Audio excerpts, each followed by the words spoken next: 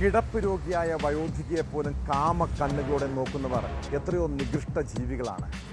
കൊല്ലം പുനലൂരിൽ അപകടത്തിൽ പരുക്കുപറ്റി കിടപ്പ് രോഗിയായ 65-കാരിയെ പീഡിപ്പിച്ച സംഭവത്തെക്കുറിച്ച് കേട്ടാൽ ഭയം തോന്നും. കഴിഞ്ഞ ദിവസമാണ് ഒറ്റയ്ക്ക് താമസിക്കുന്ന വീട്ടമ്മയെ വീടിൻ്റെ വാതിലിൻ്റെ പൂട്ട് തകർത്ത് അകത്ത് കയറി ലൈംഗികമായി ചൂഷണം ചെയ്തത്. എതിർക്കാൻ ശ്രമിച്ചപ്പോൾ കത്രിക കൊണ്ട് മുഖത്ത് വരഞ്ഞും നിലവിളിച്ചപ്പോൾ മുഖത്ത് മുളകുപൊടി വിതറിയും ക്രൂരത. സംഭവത്തിന് ശേഷം രക്ഷപ്പെട്ട പ്രതിയെ 24 മണിക്കൂറിനുള്ളിൽ പോലീസ് അറസ്റ്റ് ചെയ്തു. ഏനാദിമംഗലം സ്വദേശി തുളസീധരനാണ് പിടിയിലായത്.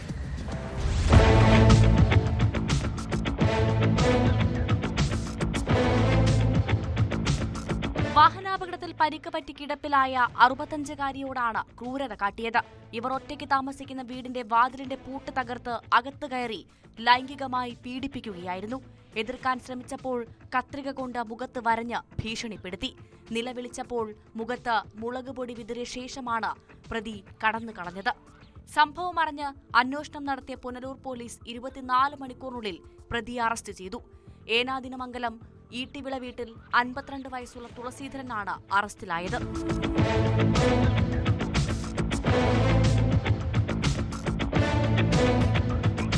കൃത്യത്തിന് ശേഷം സ്ഥലത്തു നിന്നും കടന്നുകളഞ്ഞ ഇയാളെ പുനലൂർ SHO രാജേഷ് കുമാർ ടിയുടെ നേതൃത്വത്തിലാണ് അറസ്റ്റ് ചെയ്തത്. SI അനീഷ്, ASI അനിൽ, SCPOമാരായ മനീഷ്, രാജേഷ് എന്നിവരടങ്ങിയ പോലീസ് സംഘമാണ് പ്രതിയെ പിടികൂടിയത്.